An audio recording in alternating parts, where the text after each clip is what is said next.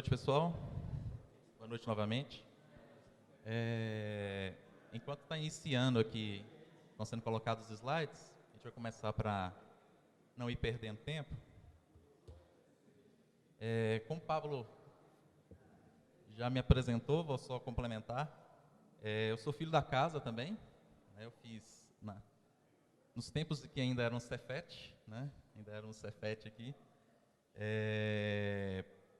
Então, eu sou formado em computação pela UESB, sou pós-graduado em engenharia de software pela PUC, né? Sou também filho da casa, criado aqui em Conquista também. E a palestra de hoje da gente tem dois objetivos. A gente mostrar um pouquinho sobre esse trabalho que a gente está fazendo, dessa startup relacionada à hidrologia, e uma parte dos slides eu vou mostrar um pouquinho melhor. E um pouquinho também pontuar, né, como foi pedido, o que a gente está usando em termos de tecnologia. Como nós estamos no Instituto Tecnológico, nada mais justo, né? A gente falar um pouquinho de quais são as tecnologias, o porquê que nós estamos usando essas tecnologias e, principalmente, como é que elas se relacionam aos negócios.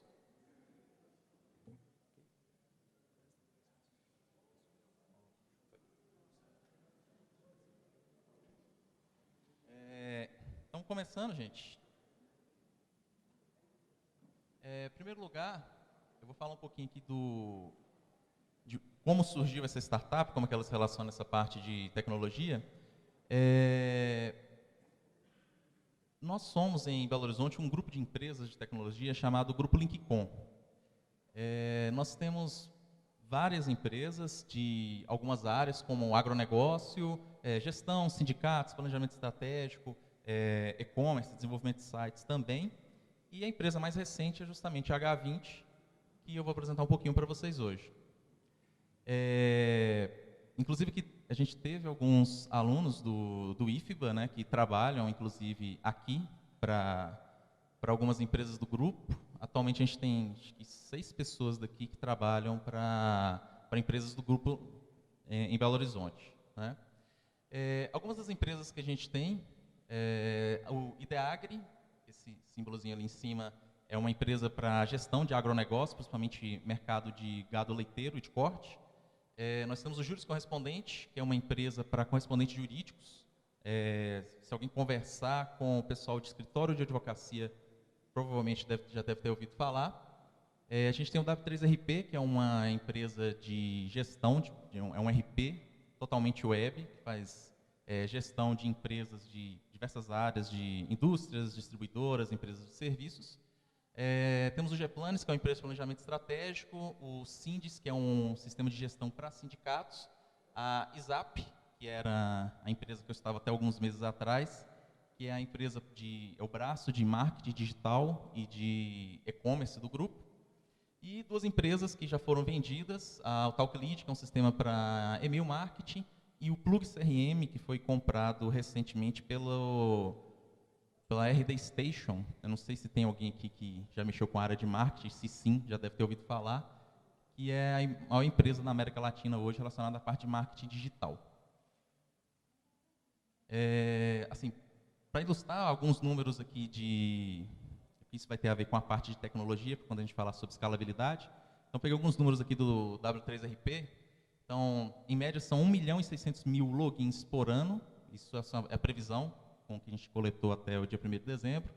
6.800.000 notas fiscais emitidas. Os clientes movimentam dentro do sistema, faturam através do sistema cerca de R$1 bilhão. E eles têm cerca de 20.000 atendimentos por ano, né, demandados por esses clientes. Aí, considerando esse tipo de escala, como é que a tecnologia se relaciona? Então, quando eu for apresentar a parte de tecnologia da H20, prevendo essa questão de crescimento, a gente vai falar um pouquinho sobre escalabilidade. E o que é a H20? A gente falou um pouquinho antes sobre startup, né? A H20 é uma startup, ou seja, por definição, ela está à procura de um modelo de negócios.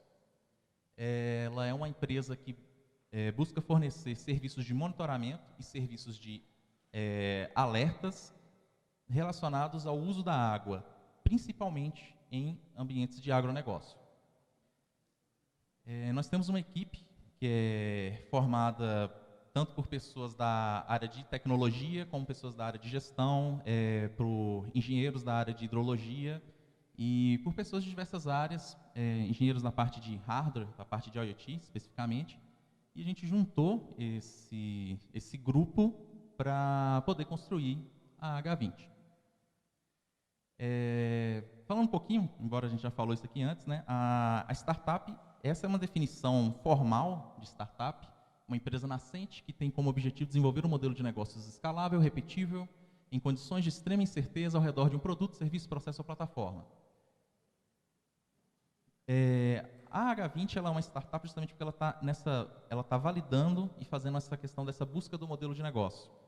Eu vou apresentar aqui o porquê que nós escolhemos água, por que nós estamos escolhendo o agronegócio e por que nós estamos validando o nosso modelo considerando isso. Primeiro, água é um problema latente. Se a gente for falar aqui sobre questões da própria região, se vocês conversarem, eu conversei com umas pessoas da região de Livramento. Tem fazendas lá que já tiveram a sua outorga. Outorga é a autorização que o fazendeiro tem para poder puxar a água do rio. Eles já tiveram a sua outorga cortada porque não tem água. Não tem água na região para algumas fazendas. Então, a água é essencial para o agronegócio, para ele ter escala, e é um produto que está faltando. Né? Não precisa dizer, a gente sempre viu isso em ficção científica, só que o futuro chegou. É um recurso que é limitado e ele não é tão renovável quanto a gente pensa. Justamente quando você está num ambiente de agronegócio, você tem várias questões ecológicas, você tem uso de fertilizantes, você tem várias questões que são complicadas de serem geridas. E nós temos 4 produtos, inicialmente, eu vou falar um pouquinho sobre eles. E nós temos uma proximidade em termos de parceria, de conhecimento, inclusive da nossa equipe técnica que cuida da parte de agronegócio em si, né, a parte de agronomia, a parte de hidrologia, com o pessoal do Cerrado Mineiro. Eu não sei se alguém que conhece a parte de exportação de café do Cerrado Mineiro. Imagino que ninguém, né? Cerrado Mineiro, hoje, é a maior região exportadora de café irrigado do mundo. Se vocês forem procurar sobre café, ou conversar com alguém que é de fora dos Estados Unidos, o pessoal valoriza muito o café colombiano, né, que é o melhor café do mundo. O que ninguém conta é que o Brasil produz 4 vezes mais sacas de café do que o café colombiano. E esse produto de exportação é extremamente valorizado lá fora. As fazendas do Cerrado Mineiro produzem muito café e, em especial, não é para esse consumo interno. É para o consumo externo, porque é um café que é cotado em dólar e ele é muito valorizado para exportação. E, obviamente, o agricultor tem o interesse também dele ter o seu produto valorizado e ter um retorno financeiro melhor. A região do Cerrado Mineiro, ela é essa região que tem a maior quantidade de hectares cobertos por irrigação. Você tem regiões que têm irrigação, você tem regiões que não precisam de irrigação, mas o nosso produto é muito voltado para essas fazendas que utilizam de irrigação e, por conta disso, elas já têm esse costume de gerir produtividade, coisas do tipo. Continuando, por que a água é agronegócio? Né? Defendendo a bandeira da gente, por que a gente está escolhendo esse modelo de negócio? Balança comercial e mercado externo. Eu não sei se alguém aqui tem costume de ver coisas relacionadas a mercado internacional, principalmente política internacional. Eu sou esse tipo esquisito de pessoa que faz esse tipo de coisa. Se você for verificar como é que está a balança comercial do Brasil, a gente só não está numa crise muito pior, mas muito pior mesmo, porque o agronegócio que sustentou. Então, quando você pega os números do Brasil, todos os segmentos tiveram retração nos últimos 3 anos, 2 ou 3 anos, né? Devido à crise política e entre outras coisas. Quem segurou o Brasil para não entrar numa crise muito pior é o agronegócio. Quando a gente pensa em tecnologia, eu estou falando com uma pessoa de alma tecnologia, né? Respira tecnologia há muitos, muitos anos. Quando você pensa em tecnologia, foi o pessoal da Cancho que eu acho que falou sobre mercado da China. Quando você pensa em software, você vai pensar em Vale do Silício, você vai pensar nos Estados Unidos. Quando você pensa em hardware, você vai pensar em China. Ninguém vai produzir hardware aqui sem usar algum tipo de base do pessoal da China. Porque eles são o que há de mais alto hoje em desenvolvimento de hardware no mundo. Você competir com China e Estados Unidos em desenvolvimento tecnológico puro, ou seja, vamos colocar, por exemplo, vamos desenvolver um novo framework para desenvolvimento web, vamos fazer tecnologia por tecnologia. É muito complicado. Eles têm uma experiência, um porte, eles têm dinheiro, eles têm muito mais condições do que a gente disso. O Brasil tem essa característica agrária e pelas projeções e é uma das coisas que nós acreditamos, o agronegócio ele vai se fortalecer cada vez mais.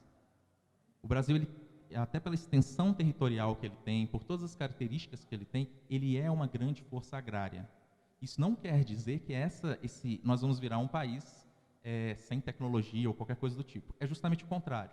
Já que nós somos essa força agrária, já que a nossa força de exportação nos últimos anos está sendo o agronegócio, já que o agronegócio move o país, e se vocês forem pegar propagandas ou coisas do tipo, tem lá, o agro é top, o agro é pop, aquelas propagandas que o agronegócio tem feito tanto em YouTube quanto em televisão, em várias coisas do tipo.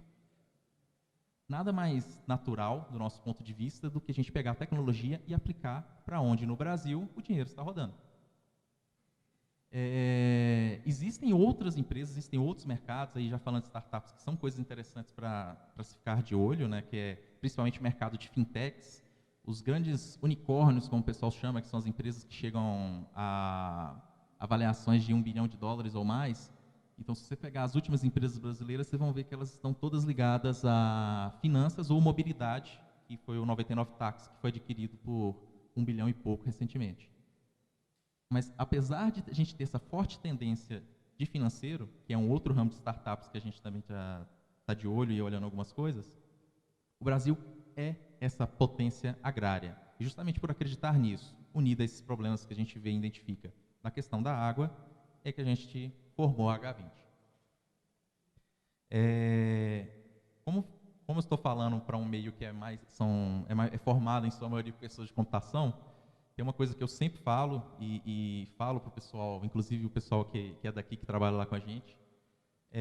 Nós de computação temos uma tendência de achar que tudo é computação.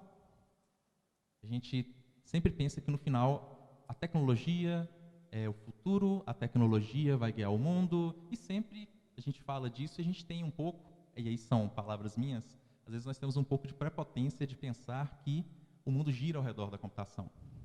Eu gosto de pensar que a computação, aí pensando em questão de negócios, a computação ela é uma área meio, ela não é uma área fim.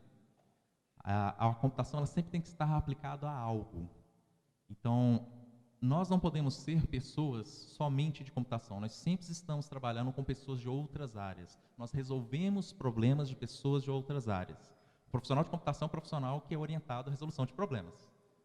Desde primeiro semestre a gente vai ver o que é conceito de algoritmo, a gente vai estudar complexidade de algoritmo, engenharia de software, qualquer outra coisa desse tipo, mas nós sempre estamos aplicando isso, em 99% dos casos, a outras áreas. E por conta disso, nós formamos uma equipe que é uma equipe mista. Então eu gosto de pensar que a computação ela é uma ferramenta, ela é esse meio com o qual a gente vai poder ajudar as outras áreas e, de mãos dadas com elas, a gente vai poder caminhar. Falar um pouquinho aqui dos produtos que a gente tem e entrar na parte de tecnologias em si. A gente tem 4 produtos, mais alguns que a gente está pensando em desenvolver, a gente está sondando os mercados e parceiros. Eu vou começar a falar do primeiro, que é o H20 Grid. O que é esse produto? O que é o propósito da gente? Como o Pablo mesmo apresentou, nós utilizamos muito IoT.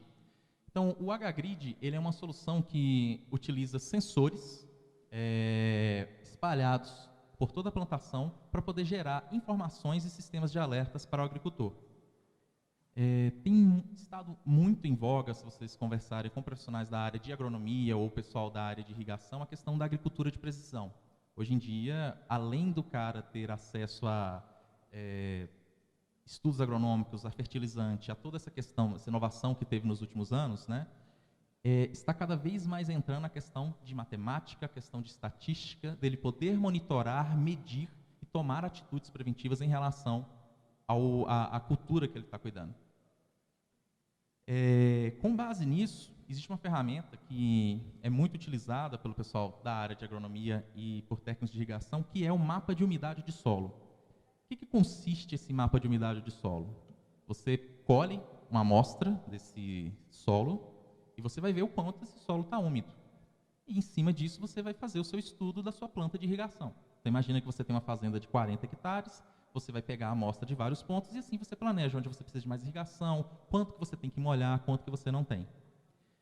Imagine a burocracia de você fazer isso. Eu tenho que pegar um técnico, ele tem que ir lá fisicamente, tem que coletar em vários pontos esse solo, mandar para o laboratório e poder ver isso. Até ele obter um resultado, a planta já secou, a planta já morreu.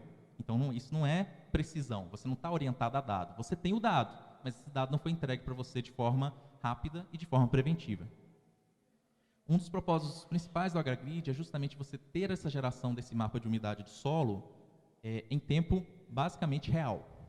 Então, a qualquer momento eu posso gerar esse mapa de umidade de solo e eu posso consultar esse histórico desse mapa de umidade do solo para poder tomar decisões. Que tipo de decisões o agricultor vai tomar? E qual é o benefício? O que você vai ter de entrega para ele? Primeiro, existem condições bem específicas do café, principalmente café voltado à exportação, que são relacionadas ao padrão de qualidade. Então, tem certas épocas do ano, e dependendo do seu nível de umidade, que ele vai querer que tenha mais umidade. Tem épocas que ele vai querer que tenha menos umidade. E isso interfere diretamente na qualidade do produto. E se ele está vendendo esse produto para um mercado que é extremamente exigente, como o mercado internacional, ele precisa de ter uma maneira que possa monitorar isso e que, no final, ele tenha um produto que ele possa vender pelo melhor preço possível. Além disso, como a água é um recurso limitado, quanto menos água esse cara consumir, menor a chance dele ser embargado, ele ter sua outorga revogada e ele poder continuar usando essa água do meio ambiente. Existe também um custo relacionado a todo esse equipamento de irrigação. Então, você tem um custo com eletricidade muito alto. Então, pode acontecer, se você não tiver uma ferramenta desse tipo em tempo real, que você vai umedecer o solo, você vai acionar a irrigação quando ele já está molhado, que vai te gerar um custo a mais e ainda pode te ocasionar, por exemplo, se tiver úmido demais, surgimento de fungos ou coisas do tipo. E se você molhar de menos, obviamente, a planta vai ficar seca e você vai perder produtividade. Um outro ponto é a questão de alertas e monitoramento. Além dessa parte, falei muito de umidade de solo, mas a gente monitora diversos outros fatores climatológicos e ambientais. Então, em cima disso, você pode ter novamente um sistema de alertas, um sistema preventivo que possa dar informações para esse agricultor em tempo real para ele prevenir certas coisas. Um exemplo básico disso daí, dois exemplos básicos, melhor dizendo, é a questão de pulverização. Então, você imagina que você tem o João que trabalha na fazenda e ele foi instruído pelo agrônomo para ele poder pulverizar pesticida contra a broca do café, que é a pior doença que tem para o cafeicultor dessa região específica. Ele tem que fazer 3 aplicações. Ele faz a aplicação. Se alguma dessas aplicações não for efetiva, o cara vai perder a plantação dele. E quando eu falo perder a plantação, ele está perdendo literalmente milhões de reais de prejuízo. Se ele pega e faz a aplicação num dia que está ventando e um dia que está mais seco, o que vai acontecer? Ele vai pulverizar, né, aquele pessoal que tem geralmente uma mochilinha nas costas e vai passando, né, pulverizando o pesticida, ele vai pulverizar, está ventando, o pesticida vai voar, como não está úmido, ele vai bater na folha, ele não vai permanecer ali. Então, por mais que o João tenha seguido as instruções do agrônomo, por causa das condições climáticas, e ele não tinha como saber disso, não vai ser efetivo. Vai ter broca no café, ele vai ter prejuízo. Então, um sistema de alertas é essencial para quem está trabalhando com essa parte de agricultura de precisão, para que ele possa produzir mais com um menor custo e, principalmente, ele prevenir esse tipo de perda. Um outro tipo de alerta que o pessoal utiliza bastante é um alerta conhecido como Fórmula de Monte Alegre, que é o alerta para risco de incêndio. Então, você imagina que eu tenho uma região que está muito seca e tem mato em volta da fazenda ali. Se pega fogo ali e você não previne, você só vê depois, ele vai se alastrar para a sua fazenda e, novamente, você vai perder toda a sua produção. Então, se você tiver um sistema que possa te monitorar o risco de incêndio para que você atue de forma preventiva, novamente, você está evitando a perda desse agricultor e melhorando, né, a qualidade de vida da fazenda dele. Aqui são algumas características do sistema, acho que eu já falei a maioria, a gente alertas personalizados, o histórico comparativo é interessante, que uma vez que eu tenho essas medições, elas são feitas de tempos em tempos, eu posso fazer um comparativo do meu histórico e entender como estava esse clima no ano passado, ver o que está diferente de hoje e poder atuar de uma forma preventiva. O sistema também ele funciona tanto com Wi-Fi, como GPRS, como dados via satélite, relatórios e o monitoramento, e principalmente, né, o monitoramento e o uso da água que a gente está medindo. Então, essa é uma apresentação, sim, bem superficial do que o sistema oferece, né? A intenção não é fazer a venda do sistema, então não vou prolongar disso. E aí eu vou falar um pouquinho sobre a parte das tecnologias que são utilizadas, que a gente está utilizando e o porquê que a gente escolheu elas. Então, pensando como startup, depois eu vou falar dos outros produtos rapidamente também, se eu vou mexer com tecnologia, eu vou mexer com uma grande quantidade de dados. Hoje, nada mais natural que eu vou trabalhar em nuvem. Acho que está todo mundo, né, careca de saber e todo mundo fala de nuvem o tempo todo. Pensando nisso, a gente escolheu a Amazon. Explicações simples, porque eles são os melhores. Hoje, em termos de nuvem, você tem 3 provedores principais, a Amazon, Google e a Microsoft com a Azure. A Google corre atrás da Amazon para poder tentar alcançar a Amazon em termos de qualidade de serviço, mas realmente a Amazon é assim, fantástica. O apoio, o suporte, as ferramentas que eles oferecem são extremamente interessantes. Não que o Google seja ruim, né, ninguém falaria essa loucura, mas a Amazon ela tem mais experiência que o Google nessa área e por isso hoje ela é a principal cloud do mundo. Alguns serviços que a gente utiliza, não vou entrar em detalhes, mas assim, se vocês forem entrar dentro da AWS, você fica perdido na quantidade de siglas e de serviços que eles te oferecem. Às vezes oferecem muitas soluções para problemas que você nem imaginava que você teria. Mas, basicamente, uma coisa que é interessante, uma tendência que a gente está observando muito, é a utilização do que o pessoal tem chamado de Lambda. No caso lá é o AWS Lambda. Eu não sei se vocês já tiveram contato com aplicativos rodando sem serem um servidor? Serverless. Alguém já viu esse conceito? Serverless é o seguinte, é a evolução natural dos aplicativos de computação. Antigamente eu pegava, lembro nos tempos de WESB, trabalhava na parte informática, você tinha uma mega sala de servidores, você tinha 30, 40 servidores, eles estavam refrigerados, você precisava de um gerador para caso de falta de energia, e você tinha que gerenciar esses caras. Todo mundo começou a colocar esses servidores na nuvem. Então eu tenho máquinas, só que essas máquinas estão na nuvem. Mas eu continuo tendo máquinas. O próximo passo é que você está abolindo o conceito de máquina. Não existe mais máquina. Eu não vou ter uma máquina virtual que é um Core 2 Duo com 32 GB de RAM, com um SSD ou com qualquer coisa desse tipo. Eu vou pegar o meu código, eu vou colocar ele na menor unidade possível, né, o mais simples possível, e ele roda na nuvem. Ele não roda em uma máquina específica. Com isso, eu consigo contornar muitos problemas de escalabilidade. Então, você imagina, por exemplo, uma própria Amazon da vida, ou sei lá, um submarino numa época de Black Friday. A quantidade e o pico de acessos que você vai ter. Como é que você previne esse sistema de cair?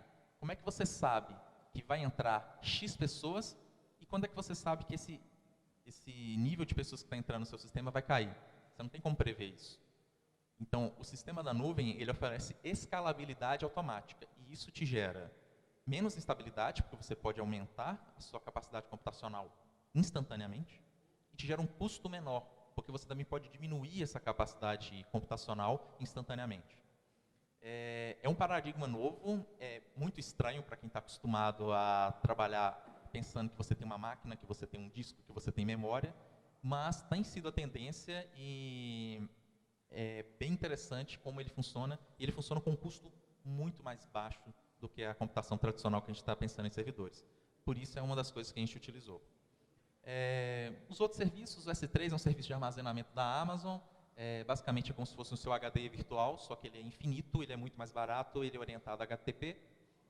O Lightsail é uma ferramenta para fazer escalabilidade de servidores, a Aurora é um serviço para escalabilidade de banco de dados, e o SQS é um sistema de mensagerias de fila. Isso aqui são uma das tecnologias que a gente usa, depois se vocês quiserem entrar na Amazon para olhar.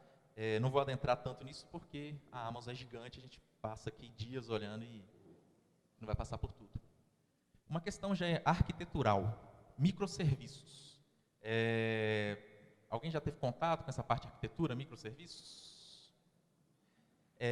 O que é microserviços? Então, a gente, basicamente, a grossíssimo modo, e eu espero que os professores não me batam por isso, mas você vai pegar a sua aplicação e você vai dividir ela o máximo que você pode. Existe uma regra de ouro em programação que nenhum código deveria ter mais de uma tela. Ou seja, se eu tenho algum método e eu tenho que rolar a tela, está errado. Quem trabalha com revisão de código geralmente usa muito essa regra. Se eu tenho que rolar a tela para ver o seu código não está claro o suficiente para mim. O microserviço é como se fosse isso, só que pensado para as funcionalidades da aplicação. Eu vou dividir a minha aplicação em serviços cada vez menores, eles vão funcionar de forma independente, comunicar um com os outros. Então, pensa que em vez de você ter uma grande aplicação, que é um hipopótamo gigante, você vai ter uma colônia de formigas que comunicam entre si, e por isso elas são muito mais fortes. Quem trabalhou com algum tipo de sistema que tinha muitos usuários, sabe que é um caos na hora que você precisa publicar o sistema. Você publica o sistema, cai, as ligações começam a subir e vira um pandemônio. Quando você tem microserviços, o seu sistema não cai, porque quando você precisa atualizar, você atualiza especificamente aquele serviço. Então, isso te melhora muito a sua vida, diminui o suporte e a tecnologia serviço, né, da empresa funcionar melhor. Escalabilidade. Também facilita a escalabilidade, porque se eu estou tendo, por exemplo, utilizando o exemplo do submarino, se a demanda que está tendo no submarino, numa Black Friday, é justamente o cara acessar e visualizar os produtos, ele vai escalar o serviço que acessa e visualiza os produtos. Ele não vai escalar o serviço que cuida do carrinho. Então, ele consegue ter uma escalabilidade muito melhor e, novamente, muito mais barato. Em relação aos microserviços, falando de tecnologia, a gente utiliza um padrão de Web Service REST, que chama HAT, OAS. Não vou falar sobre ele, mas depois se alguém puder olhar, ele é bem interessante e resolve muitos problemas. Isso aqui é uma figura ilustrativa, acho que não vai dar para ler ali o que está, mas basicamente é ilustrando como é que a gente faz escalabilidade em termos de microserviços. É o que eu falei, em vez de você simplesmente escalar a sua aplicação toda, você vai escalar somente aquelas cores que você precisa, ou seja, somente aqueles serviços que você tem necessidade. Se alguém quiser olhar depois sobre isso aqui, eu peguei essa imagem de um artigo do Martin Fowler, que é bem interessante, é um cara de engenharia de software que é muito bom seguir ele. IoT, né, já que a gente está falando de uma empresa que faz medição através de sensores, nada mais justo que a gente falar de IoT, né? Dificuldades que a gente teve, conexão. Se a gente reclama da conexão dentro da cidade, que o 4G não funciona, você imagina você ir para o meio do mato que você não tem nem 4G. Então, você tem uma dificuldade de conexão enorme no Brasil. É uma questão de infraestrutura. E isso, inclusive, faz muitas vezes a gente ser forçado a utilizar dados via satélites. E eu falo forçado porque satélite é caro, satélite, comparado, por exemplo, com o GPRS, é ruim. Então, você tem um custo mensal para a comunicação de satélite muito mais caro, e um modem via satélite geralmente vai custar por baixo aí umas 30, 40 vezes que um modem GPRS para você trabalhar. Mas são as condições que a gente tem, as dificuldades que a gente tem que tentar contornar. Quem for trabalhar com IoT, né, o pessoal, acho que foi da Cancho que eu trabalhei, você tem uma dificuldade muito grande de segurança. O pessoal está começando a explorar muito as falhas de segurança de IoT. O último grande ataque que teve a internet, que caiu no Instagram, Facebook, essas coisas todas, quando o pessoal foi investigar, quais eram os computadores que estavam sendo infectados? Não tinham computadores. Mais de 50% era câmera de segurança que você tem dentro da sua casa. Aquelas câmeras IP. Como ninguém olha para essa parte de segurança, elas foram infectadas, tomaram o controle e utilizaram ela para fazer ataques. Então, essa parte de segurança é uma questão nova, é uma provocação nova.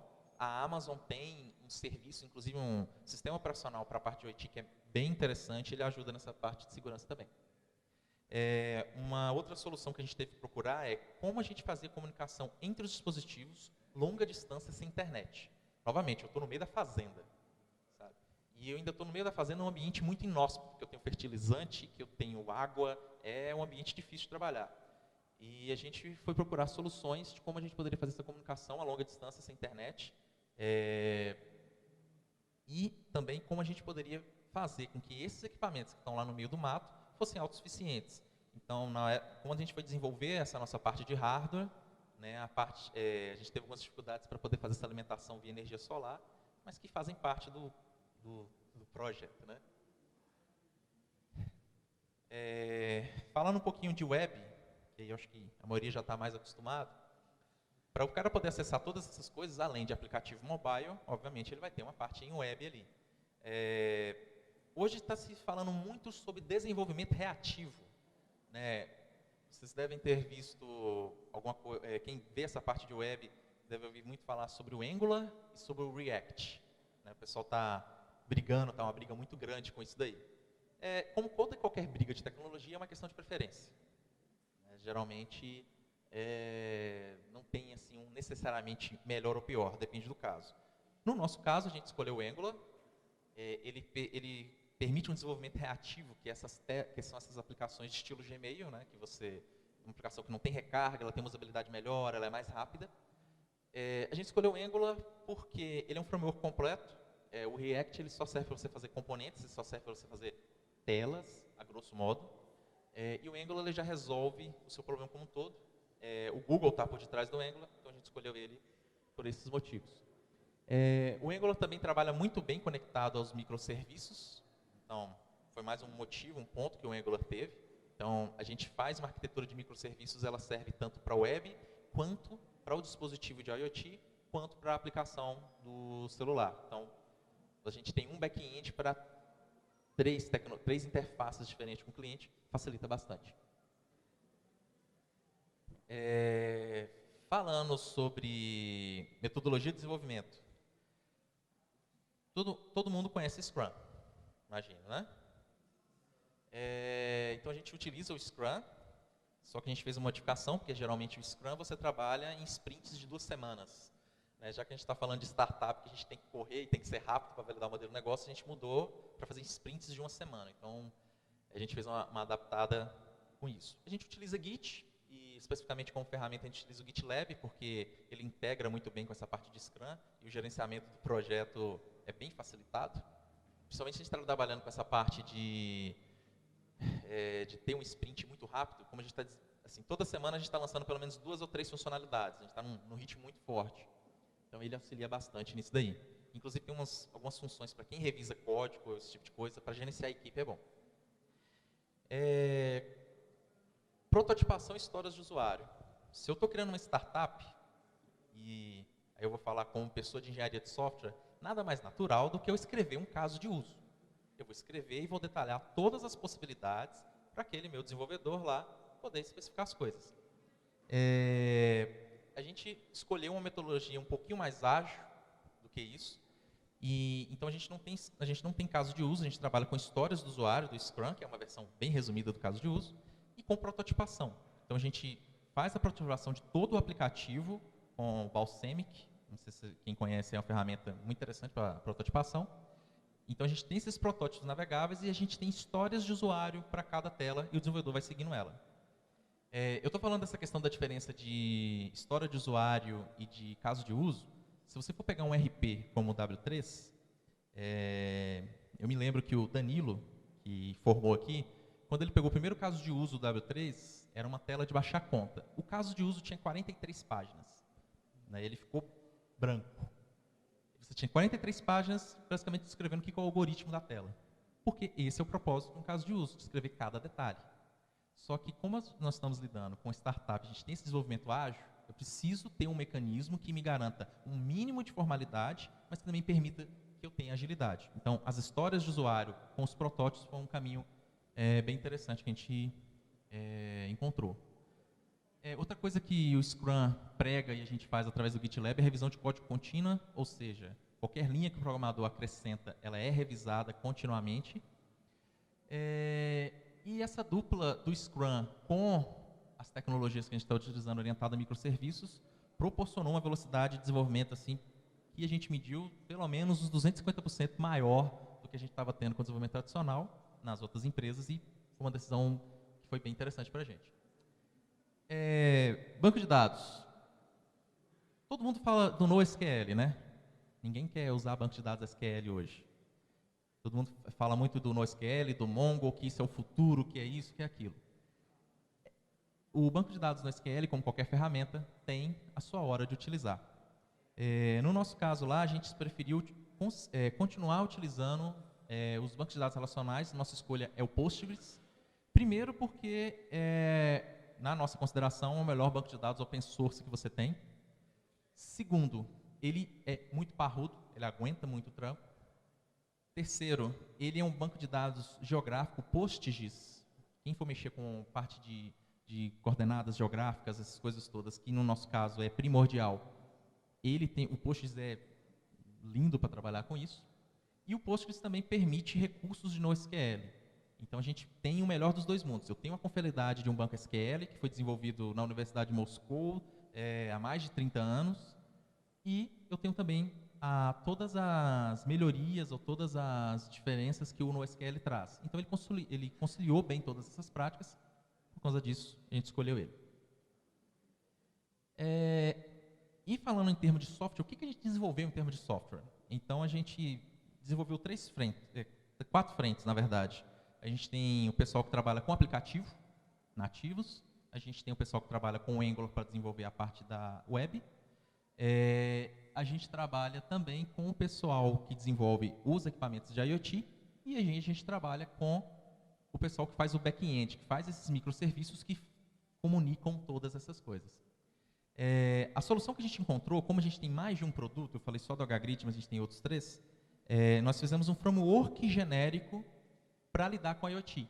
Então, a gente trabalha alguns conceitos. Então, eu tenho um dispositivo, esse dispositivo tem vários sensores, cada sensor faz um tipo de medição, essa medição ocorre ao longo do tempo, ela acontece numa determinada coordenada. Então, a gente tentou fazer da forma mais genérica possível um framework que ele, para o nosso interesse, ele está cabendo bem, porque com um software eu consigo atender os 4 produtos que a gente tem, e como a tendência da gente é utilizar a IoT para poder resolver problemas de outras áreas, se a gente entrar para algum outro mercado relacionado à água e à IoT, a parte de software ela está basicamente pronta. Então a gente mudaria a parte de IoT ou algumas outras coisas. Esse framework é multissensores, né, como a gente falou. Ele permite também conexão direta ou via concentrador. Quando a gente vai falar de IoT, a gente sempre pensa num sensor que está ligado à internet. Novamente, se eu estou no meio da fazenda, eu não tenho como conectar esse sensor diretamente à internet. Então, eu tenho uma rede de sensores espalhadas por quilômetros, esses sensores se comunicam com uma central, e essa central é o ponto único de acesso à internet. Então, a gente teve que mudar um pouquinho, foi uma dificuldade que a gente teve por causa do ambiente.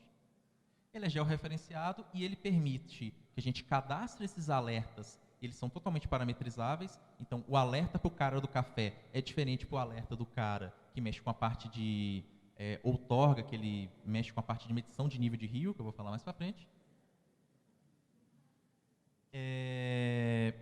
Acho que da parte de tecnologia, né, encerrando isso daí.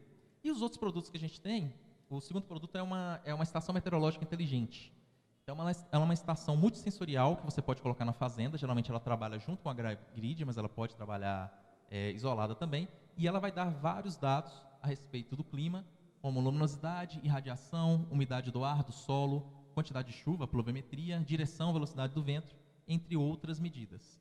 Essa estação conectada ao software permite que a gente faça esse sistema de alertas e esses outros recursos que eu mencionei para vocês.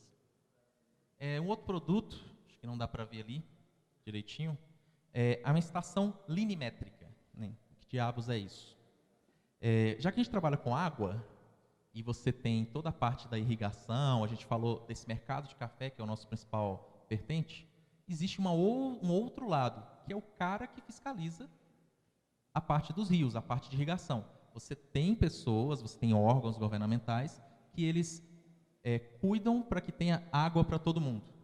Basicamente isso.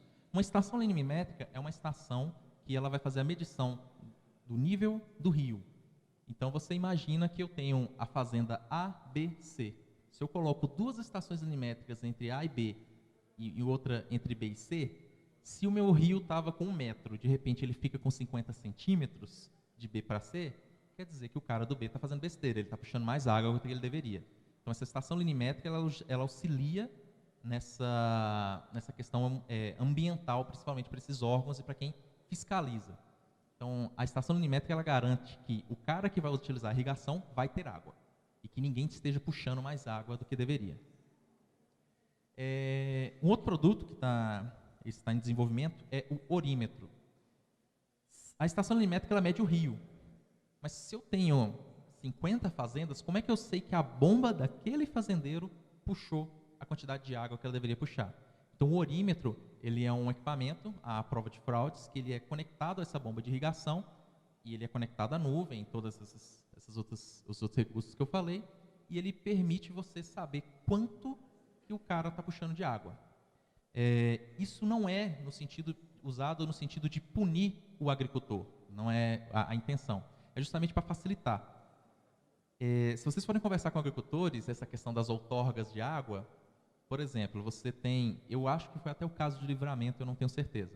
Você tem 10 agricultores que estão puxando água no trecho do rio. O trecho do rio era de 1 metro e foi para 30 centímetros. Quem que puxou água? Como é que você sabe quem é o agricultor que está puxando mais água que deveria? O que a pessoa que faz a fiscalização geralmente faz? Como ele não tem como saber quem puxou a água, ele fecha todas as bombas. Então, mesmo que você esteja agindo corretamente, você é punido. Então, o orímetro, ele é uma maneira independente para quem está agindo correto, fazer a auditoria dele, e quando forem lacar a bomba dele, eu posso mostrar, olha, eu estou dentro da lei, você não pode burlar a minha água, você não pode cortar a minha água. Então, na verdade, é um mecanismo para que o agricultor que está trabalhando corretamente, ele possa provar de uma maneira independente que ele está agindo corretamente, ecologicamente, e dessa forma, minimizar possíveis erros dele. Relacionado à empresa, então, onde nós estamos hoje? Já que a gente está falando de startup, desenvolvimento, essas coisas todas. A gente está na finalização desse framework, né? Estamos homologando ele e também homologando esses equipamentos de IoT e cuidando, como a gente bem mencionou, toda essa parte de marketing, né? A parte de marketing, de gestão e fazer lançamento do produto é a parte que toma mais tempo e principalmente dinheiro, né? Toma dinheiro pra caramba. O desenvolvimento de software é fácil quando você vai pensar em marketing, é terrível essa parte. Ela toma bastante tempo e bastante recurso. Uma vez que a gente está finalizando toda essa parte, esses recursos que eu mencionei para vocês, a gente está já finalizando para o lançamento do produto. Qual é a tendência, para que mercado que a gente está indo e que eu acho que pode ser interessante para quem esteja querendo mexer com startups? Inteligência artificial e machine learning. Todo mundo está mexendo com isso. Está todo mundo indo para esse mercado de inteligência artificial e machine learning. Por quê? Antigamente, a gente sempre pensava em computação como uma ferramenta que automatiza processos. Então, se antes eu fazia a minha contabilidade manual, eu vou para o Excel. Depois do Excel, eu vou para o sistema de contabilidade. Só que o que a computação faz é automatizar esse processo. A gente está entrando na era de que realmente o computador está ficando inteligente, ele está deixando de ser burro. Ele está deixando de ser simplesmente um escravo e ele está realmente oferecendo para a gente ideias, oferecendo insights de coisas que são interessantes. A ideia da gente é, uma vez que eu tenho N medições, então, por exemplo, em uma fazenda média, pelo cálculo que a gente fez, a gente vai ter cerca de 10 milhões de medições ao ano. Então, eu vou ter um Big Data, eu vou ter um grande volume de dados que eu posso trabalhar. O Machine Learning e a inteligência artificial, elas estão muito ligadas, principalmente Machine Learning, na verdade, eles estão muito ligados hoje a esse Big Data. Então, se eu tenho muito dado, eu posso pegar essa parte de Machine Learning, eu posso colocar ela para explorar os meus dados, e ela pode começar a oferecer para mim insights que eu nem mesmo sonhava. Então, sempre quando, essa história antiga, de quando eu formei, se contava essa história, que eu acho que muitos devem conhecer, sobre a relação das fraldas e a cerveja no Walmart. Alguém já escutou essa questão? Acho que a maioria, né? Para quem não escutou, basicamente o Walmart descobriu que se eles colocassem a cerveja nos sábados à tarde, se eu não me engano, perto das fraldas, aumentavam as vendas em cerca de 25% ou 30%. E eles descobriram isso porque foi feito um estudo E, geralmente, as mães que tinham crianças recém-nascidas, elas ficavam de licença durante 1 ou 2 anos, cuidavam da criança durante a semana, e durante o sábado, como o pai estava junto com ela, era o dia que ela poderia ter um dia livre para ela e poder cuidar de outras coisas. E o pai ficava com a criança. O pai ficava com a criança, o pai ia comprar fraldas e outras coisas para o bebê. Ele chegava lá, ele via a cerveja do lado, ele comprava cerveja. Era um sábado à tarde. Então, uma simples mudança de posição no layout da loja aumentou a arrecadação deles. Mas como é que isso foi feito? Uma vez que você conhece esse comportamento, e uma vez que você analisou isso, você pode pegar e fazer uma ação, e essa ação vai gerar um resultado. A questão do machine learning, da inteligência artificial em cima do Big Data, a tendência que a gente está tendo é que isso vai ser inverso. Então, eu não vou ter mais o insight de que eu preciso pegar, mudar isso, ir medindo e ver se colocar a fralda perto ou não vai gerar um resultado. A tecnologia vai fazer o inverso. A tecnologia que vai me dizer o que eu tenho que fazer ou não. Então, ao invés de eu ter um insight de como eu deveria fazer essas coisas, eu utilizar a tecnologia para medir se está certo ou não, é o algoritmo de inteligência artificial que vai vasculhar os meus dados, descobrir quais são os padrões de comportamento e oferecer isso para mim. Então, uma vez que a gente tem essas medições climatológicas, essas medições de toda a fazenda, a gente vai trabalhar em cima disso para começar a oferecer coisas, informações, recursos para esse agricultor ou para quem cuida dessa parte da hidrologia, que ele nem sequer imagina que ele poderia ter. Então, vasculhando os dados que a gente vai coletar, a gente pode ter uma riqueza muito maior. Então, ao invés de você ter simplesmente um sistema que é operacional, um sistema que automatiza, um sistema que é analítico, você começa a ter um sistema que é realmente inteligente. E tudo isso, claro, né, orientado sempre a resultado. Né? Não é questão só de utilizar a tecnologia, mas utilizar a tecnologia com uma forma apropriada. E finalizando, por que a gente acredita nisso? O mercado está aquecido, tem muitas agritechs. 2 empresas que são referência no Brasil hoje. Uma empresa é de Belo Horizonte, a Strider, é considerada a maior empresa de agrotecnologia da América Latina. Ela foi comprada recentemente por uma multinacional de fertilizantes, por uma operação que foi tão grande que eles nem quiseram revelar os valores. Mas foi uma operação de alguns milhões. Especula-se que algumas dezenas ou centenas de milhões. A AgroSmart, que é de São Paulo, também é uma empresa que fornece tecnologia para agronegócios, e tem tido um resultado excelente.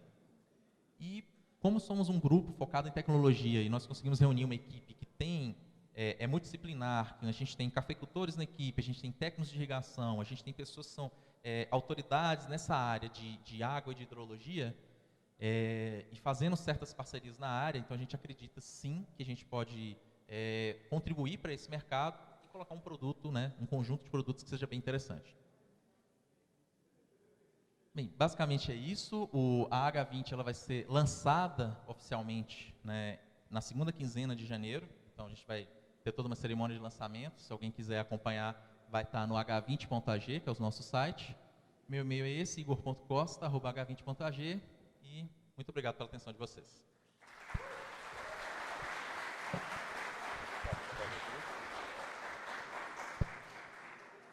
Pessoal, a gente tem um momento para perguntas. Quem tem alguma dúvida ou comentário para fazer?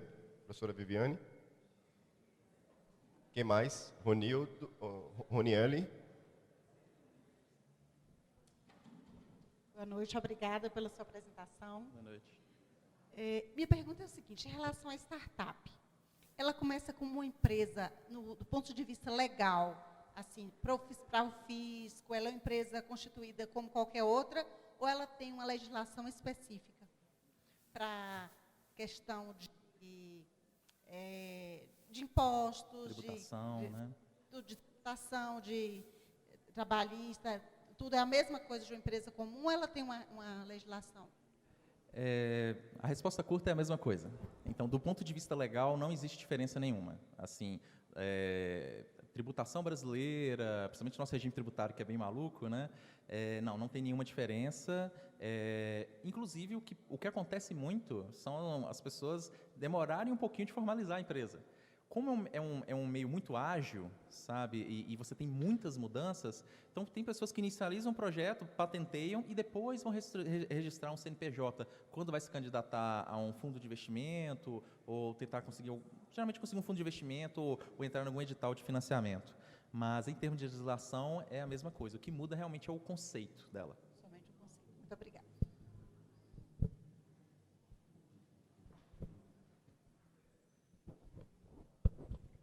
Quem mais? Depois de Ronieli. Boa noite. Boa noite. Você falou ali de microserviços. Aí, só que, tipo assim, você citou exemplo de... Para que você usa o microserviço, por exemplo, que pode ser um caso, por exemplo, para um carrinho, esses negócios. É uma pergunta meio técnica. Você pode dar um exemplo de qual ferramenta você usa para criar esses serviços? Indo para o baixo nível, falando em tecnologia especificamente, a gente utiliza, para os microserviços a gente utiliza Java e utiliza o Spring Boot, é um framework da Spring, que é uma das frameworks mais utilizados ao longo dos anos para desenvolvimento em Java. Eles têm várias ferramentas para você trabalhar com essa parte de microserviços. Inclusive, ele te entrega muita coisa automatizada, ele automatiza deploy, ele integra com essas nuvens, eles te fazem várias coisas desse tipo. Um exemplo que eu poderia te dar, falando nessa parte da nossa arquitetura, imagina o seguinte, eu tenho esse conjunto de sensores, certo? Então, eu não tenho uma aplicação eu não tenho uma aplicação só, eu divido em vários serviços. Um desses serviços seria o serviço responsável por receber os dados dos sensores. Outro serviço é o serviço que fornece, por exemplo, as informações para o aplicativo Android. E eu tenho outro serviço que fornece as aplicações para a aplicação web. Se eu fizer alguma alteração na aplicação web, ou ter um pico, por exemplo, e acontecer alguma coisa, por exemplo, eu ter que fazer um deploy, a aplicação web cair, eu não deixo de receber os dados dos meus sensores, que é o primordial. Então, por exemplo, eu tenho 3 serviços diferentes que são alocados diferentes, inclusive, às vezes eles têm tecnologia diferente, no caso dessa recepção ela tem até, nem Spring, já é outra tecnologia, é o Lambda, mas ele permite a gente fazer essa orquestração de uma maneira melhor. Igor, eu vi que essa questão da empresa envolve a parte ambiental. E eu vi que o grande problema, o grande gargalo de vocês é as outorgas, né? O grande consumo. E eu acho que o que o aplicativo vem é trazer uma melhora e um diferencial no que já temos hoje na aplicação do recurso hídrico, que é a água, né? Que é a grande dificuldade hoje, o tendão de Aquiles dos pequenos e grandes agricultores no país.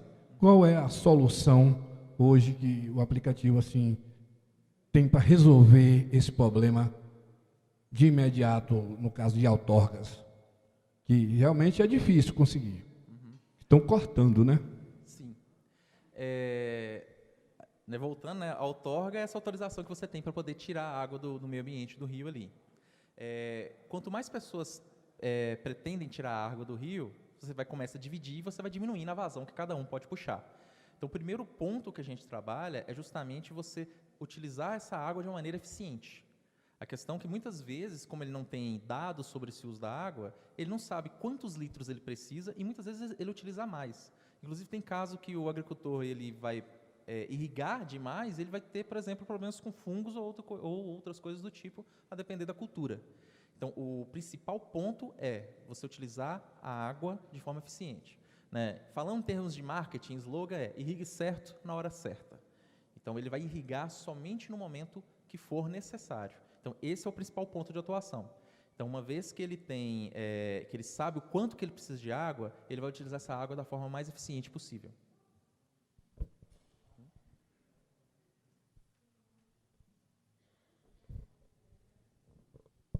Então, a gente vai agradecer Igor. Obrigado, Igor, pela apresentação. Uma salva de palmas para Igor.